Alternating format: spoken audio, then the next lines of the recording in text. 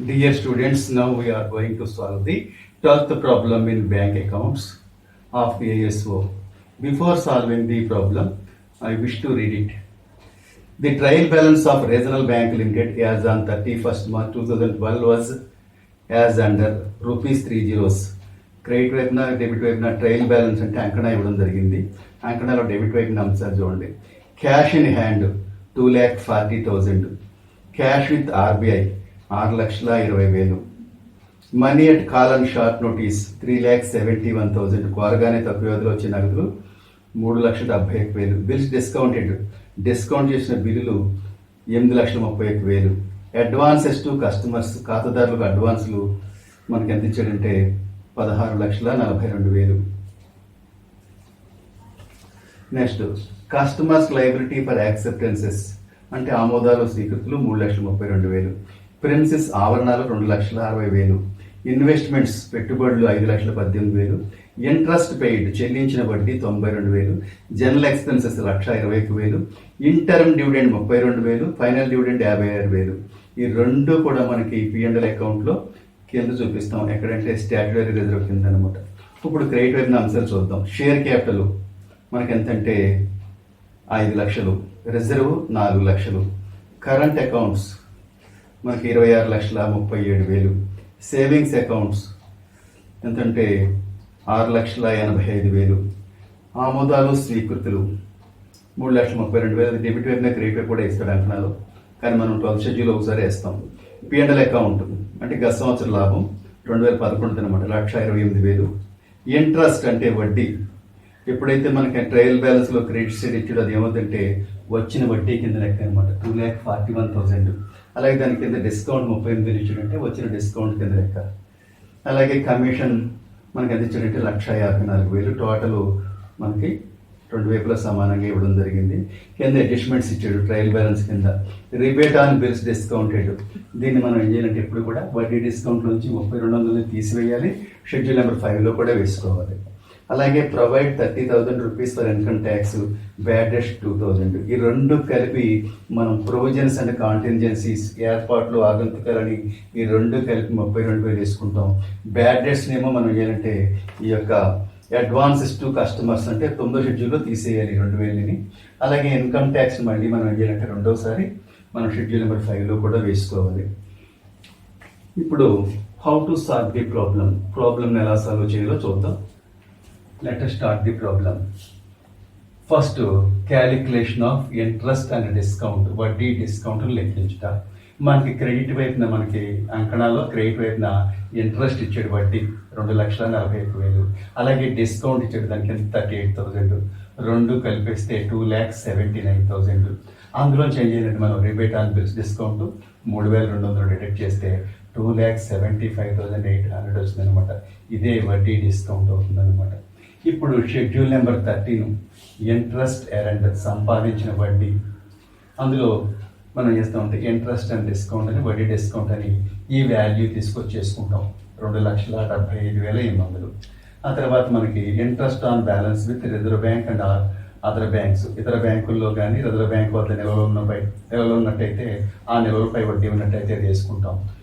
అది లేదు మనకి లెక్కలో. అలాగే ఇన్కమ్ ఫ్రమ్ ఇన్వెస్ట్మెంట్స్ పెట్టుబడి నుండి ఆదాయం కూడా లేదు కాబట్టి మనకి టోటల్ ఈ ఒకటే సింగిల్ నెంబర్ ఒకటి మన టోటల్ అవుతుంది అనమాట 2,75,800. షెడ్యూల్ నెంబర్ 14లో అదర్ ఇన్కమ్స్ ఇతర ఆదాయాలు అని పేరు.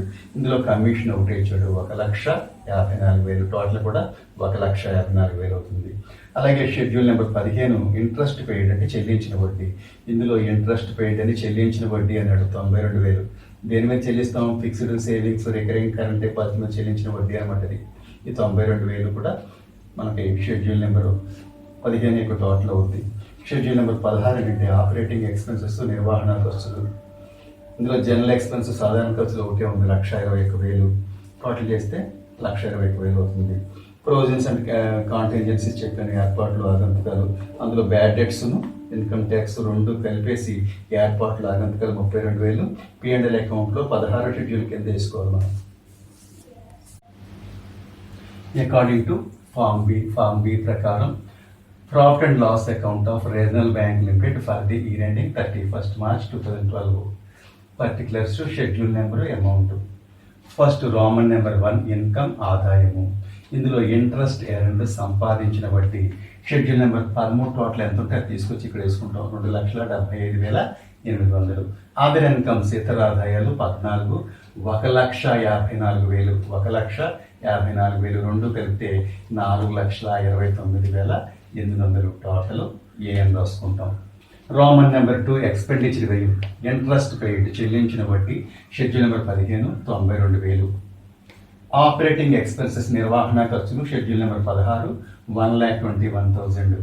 ప్రొవిజన్స్ అండ్ కాంటింజెన్సీస్ ఏర్పాట్లు ఆగంతుకాలు అంటే ఎప్పుడు కూడా రాని బాకీలు ఆదాయ పన్ను కలుపుకోవాలి. ఇది 32,000 టోటల్ చేస్తే 2,45,000 మొత్తము పి అవుతుంది. అది నెక్స్ట్ థర్డ్ రోమన్ నెంబర్ 3 ఏంటంటే ప్రాఫిట్ ఆర్ లాస్ లాభము లేదా నష్టం. ఇందులో కరెంట్ ఇయర్ ప్రాఫిట్ ప్రస్తుత సంవత్సరం లాభం అంటే ఏ మైనస్ బి అంటే ఏ టోటల్ నుంచి ఈ బి టోటల్ తీసేయాలి. తీసేస్తే 1,84,800 1,84,800 వచ్చిందనమాట. యాడ్ ప్రీవియస్ ఇయర్ ప్రాఫిట్ గత సంవత్సరం లాభం 1,28,000 ఇచ్చాడు. టోటల్ చేస్తే 3,12,800 సి అవుతుంది అనమాట. టోటల్ మొత్తం ఎంత అవుతుందంటే 3,12,800. ఎప్రోప్రియేషన్స్ వినియోగాలు Roman number 4 transfer to statutory reserve శాసనాత్మక రిజర్వ్ మళ్ళీ ఎంత అంటే 1,84,800 మీద 25% కొట్టాలి ఇప్పుడు కూడా. అప్పుడు 46,200 వచ్చింది. Next transfer to general reserve కానీ ట్రాన్స్ఫర్ టు సింకింగ్ ఫండ్ కానీ అలాంటి ఇతర నిధులకు మళ్ళింపులు ఏమీ లేవు కాబట్టి డాష్ పెట్టేశాం. నెక్స్ట్ ఇంటర్మ్ డివిడెండ్స్ మధ్యకాలిక డివిడెంట్లు 32,000 ఇచ్చాడు. అలాగే ఫైనల్ డివిడెండ్స్ తుది డివిడెంట్లు 56,000 ఇచ్చాడు. అవి కూడా ఇక్కడ వేసుకోవాలి. ఏ డివిడెంట్లు ఇచ్చినా సరే మనం ఇక్కడ వేసుకోవాలి. వేసుకున్న తర్వాత ఈ 3,12,800 3,12,000 సి టోటల్ని ఇక్కడికి తీసుకొచ్చి టోటల్ అని పెట్టి డి అని రాసుకుంటాం. 3,12,800. ఈ టోటల్లోంచి ఈ 3 కలిపి తీసేస్తాం. ఏ 3 46,200 32,000 56,000 3 కలిపేసి ఈ 3,12,800 తీసేస్తే 1,78,600 1,78,600 ఏమవుతుందంటే net profit transfer to balance sheet. ఇప్పుడు బ్యాలెన్స్ షీట్కి సంబంధించిన 12 షెడ్యూల్స్ కూడా రిజిస్టర్ చేద్దాం, నమోదు చేద్దాం. షెడ్యూల్ నెంబర్ 1 క్యాపిటల్ మూలధనము. ఇందులో మనం షేర్ క్యాపిటల్ వాటా మూలధనం 5 lakhs ఇచ్చాడు. 5 lakhs వేసి టోటల్ చేసేసుకుంటాం. Schedule number 2 reserves and surplus reserve మిగుళ్ళు. అందులో రిజర్వ్ ఫండ్ రిజర్వ్ ఉండేది 4 lakhs ఇచ్చాడు. నెట్ ప్రాఫిట్ నికర లాభం 1,78,600. స్టాట్యుటరీ రిజర్వ్ శాసనాత్మక రిజర్వ్ 46,200. ఈ మూడింటిని టోటల్ చేస్తే 6,24,800 వచ్చిందనమాట టోటల్. షెడ్యూల్ నెంబర్ 2 టోటల్ ఎంతంటే 6,24,800 అనమాట. Schedule number 3 deposits. ఇక్కడ కరెంట్ డిపాజిట్లు సేవింగ్స్ డిపాజిట్లు ఇచ్చాడు. కరెంట్ డిపాజిట్లు మనకి ఎంత ఇచ్చాడంటే 26,37,000 ఇచ్చాడు. అలాగే సేవింగ్స్ డిపాజిట్లు 6,85,000 ఇచ్చాడు. టోటల్ చేస్తే 33,22,000 అనమాట.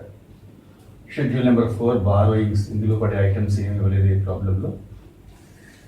Schedule number 5 other liabilities and provisions. ఇందులో ప్రొవిజన్ ఫర్ ఇన్కమ్ ట్యాక్స్ ఆదాయ పన్ను కొరకు ఏర్పాటు అని మనకు సర్దుబాటులో ఇచ్చాడు. అలాగే రాని బాకీలు కూడా మనకు సర్దుబాటులో ఇచ్చాడు. ఆ రెండింటిని మనం ఏం చేయాలంటే ఆదాయ పన్ను కొరకు ఏర్పాటు అంటే provision for income tax bad debts return of రెండు కలిపి P&L అకౌంట్లో 16వ షెడ్యూల్ కింద ప్రొవిజన్స్ అండ్ కాంటింజెన్సీస్ కింద తీసుకుంటాం. ఈ ఆదాయ పన్నుని మాత్రం ఇక్కడ రెండోసారి బ్యాలెన్స్ మనం షెడ్యూల్ నెంబర్ 5లో నమోదు చేసుకోవాలి. అలాగే కనుక రాని బాకీలు ఉన్నట్టయితే మనం 9th షెడ్యూల్లో డిడక్ట్ చేస్తాం. 9వ షెడ్యూల్లో చేస్తూ ఉంటే అడ్వాన్సెస్ టు కస్టమర్స్ ఖాతాదారులకు అడ్వాన్స్ నుండి దాన్ని తీసేస్తాం అన్నమాట. రిబేట్ ఆన్ బిల్స్ డిస్కౌంట్ ఇచ్చాడు. బిల్ డిస్కౌంట్ పై రిబేట్ మనం ఏం చేస్తామంటే వడ్డీ డిస్కౌంట్లో తీసేస్తాం 3,200 ఇక్కడ షెడ్యూల్ నెంబర్ 13లో. రెండోసారి మనం 5లో కూడా వేసుకుంటాం. టోటల్ చేస్తే 33,200. ఇక్కడ ఈ 5 కూడా మనకి బ్యాలెన్స్ షీట్లో అప్పులు లేదా లయబిలిటీకి సంబంధించిన షెడ్యూల్స్. షెడ్యూల్ నెంబర్ 6 అంటే cash and cash with RBI చేతిలో మరి రిజర్వ్ బ్యాంక్ వద్ద నగదు. ఇందులో క్యాష్ ఏమో 2,40,000 ఇచ్చాడు. Balance with RBI reserve bank వద్ద నగదు 6,20,000 ఇచ్చాడు. టోటల్ 8,60,000 అనమాట. ఇక్కడ schedule number 7 money at call short notice and other banks. కోరగానే తక్కువ వ్యవధిలో వచ్చే నగదు మరియు ఇతర బ్యాంకుల్లో నగదు. Money at call and short notice కోరగానే తక్కువ వ్యవధిలో వచ్చే నగదు 3,71,000 ఇచ్చాడు. అదే వేసేసి టోటల్ చేస్తే 3,71,000 3,71,000 అనమాట. అది షెడ్యూల్ నెంబర్ 8 ఇన్వెస్ట్మెంట్స్ పెట్టుబడులు.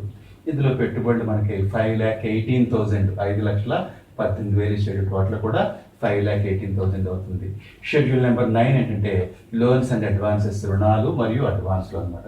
ఇందులో డిస్కౌంట్ చేసిన బిల్లులు 8,31,000 ఇచ్చాడు. అడ్వాన్సెస్ టు కస్టమర్స్ ఖాతాదారులకు అడ్వాన్స్లని 16,42,000 ఇచ్చాడు. అందులోంచి మనం ఏం చేయాలంటే బ్యాడ్ డెట్స్ని మనం 2 చోట్ల చూపించాలి ఇక్కడ. ఎందుకంటే అడ్జస్ట్మెంట్లో ఇచ్చాడు. ఒక చోట మనం P&L అకౌంట్లో మనం ఏం చేస్తామంటే 16వ షెడ్యూల్ కింద ప్రొవిజన్స్ అండ్ కాంటెంజెన్సీస్ కింద బ్యాడ్ డెట్స్ ఇన్కమ్ ట్యాక్స్ని కలిపేసి వేస్తాం. రెండోసారి బ్యాడ్ డెట్స్ మనం ఏం చేయాలంటే అడ్వాన్సెస్ టు కస్టమర్స్ నుంచి అంటే ఖాతాదారులకు అడ్వాన్స్ నుంచి తీసేస్తాం. ఆస్తి మనం బ్యాలెన్స్ షీట్లో 2 గ్రూప్స్ నుంచి ఎలా తీసేస్తాం అదే ప్రొసీజర్ అనమాట. 16,40,000 వచ్చింది. టోటల్ చేస్తే 24,71,000. షెడ్యూల్ నెంబర్ 10 ఫిక్స్డ్ అసెట్స్ స్థిరాస్తులు. ఇందులో ప్రిమిసెస్ ఆవరణాలు ఇచ్చాడు 2,60,000. టోటల్ కూడా 2,60,000. షెడ్యూల్ నెంబర్ 11 అదర్ అసెట్స్ ఇతర ఆస్తులు. అందులో పడే ఐటమ్స్ ఏమీ ఇవ్వలేదు, డాష్ పెట్టేశాం. షెడ్యూల్ నెంబర్ 12 కాంటింజెంట్ లయబిలిటీస్ ఆగంతుక రుణ బాధ్యతలు. ఇందులో యాక్సెప్టెన్సెస్ అండ్ ఎండార్స్మెంట్స్ ఆమోదాలు స్వీకృతులు అని 3,32,000 3,32,000 ఇచ్చాడు. టోటల్ కూడా 3,32,000 3,32,000 అవుతుందన్నమాట. అకార్డింగ్ టు ఫామ్ ఏ ప్రకారం తెలుగులో రాసుకుంటాం. Balance sheet of regional bank limited as on 31st March 2012 31 March 2012 నాటి రీజనల్ బ్యాంక్ లిమిటెడ్ వారి ఆస్తులు బట్టి రేటింగ్ పెట్టుకుంటాం. పర్టికులర్స్ వివరాలు schedule number plus amount. First Roman number 1 capital and liabilities మూలధనము మరియు అప్పులు. అందులో మూలధనము క్యాపిటల్ షెడ్యూల్ నెంబర్ 1 ఎంతంటే 5 lakhs. Reserves and surplus reserve మిగుళ్ళు షెడ్యూల్ నెంబర్ 2 దాని టోటల్ 6,24,800 6,24,800.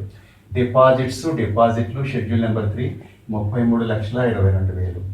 బారోయింగ్స్ అప్పులు షెడ్యూల్ నెంబర్ 4 దాని అమౌంట్ ఏం లేదు కాబట్టి డాష్ పెట్టేసాం. అదర్ లైబిలిటీస్ అండ్ ప్రొవిజన్స్ ఇతర అప్పులు ఏర్పాట్లు షెడ్యూల్ నెంబర్ 5 33,200. టోటల్ చేస్తే మొత్తం అప్పుల వైపు టోటల్ ఎంత వచ్చిందంటే 44,80,000 44,80,000 అనమాట. ఇప్పుడు రోమన్ నెంబర్ 2 అసెట్స్ ఆస్తులు cash and balance with RBI అంటే చేతిలో మరియు రిజర్వ్ బ్యాంక్ వద్ద నగదు షెడ్యూల్ నెంబర్ ఎంత అంటే 6 దాని total 8,60,000. Money at call and short notice and other cash at other banks కోరగానే తక్కువ వ్యవధిలో వచ్చే నగదు మరియు ఇతర బ్యాంకుల్లో నగదు షెడ్యూల్ నెంబర్ 7 3,71,000. ఇన్వెస్ట్మెంట్స్ పెట్టుబడులు schedule number 8 5,18,000. Loans and advances రుణాలు అడ్వాన్సులు షెడ్యూల్ నెంబర్ 9 24,71,000. ఫిక్స్డ్ అసెట్స్ స్థిరాస్తులు షెడ్యూల్ నెంబర్ 10 2,60,000. అదర్ అసెట్స్ ఇతర ఆస్తులు షెడ్యూల్ నెంబర్ 11 ఏమి అమౌంట్ ఏం లేదు కాబట్టి డాష్ పెట్టేసాం. టోటల్ చేస్తే మొత్తం ఆస్తులు టోటల్ కూడా 44,80,000 44,80,000తో మనకి బ్యాలెన్స్ షీట్ టాలీ అయిపోయింది. కాంటింజెంట్ లయబిలిటీస్ ఆగంతుక రుణ బాధ్యతలు షెడ్యూల్ నెంబర్ 12 3,32,000 మనం ఏం చేయాలంటే కింద చూపించాలి బ్యాలెన్స్ షీట్ వాటిని కింద వేసుకుంటాం అనమాట. నెక్స్ట్ బిల్స్ ఫర్ కలెక్షన్ వసూలు కొరకు బిల్లులు మనకి అమౌంట్ ఇవ్వలేదు కాబట్టి so problem is over. Thank you.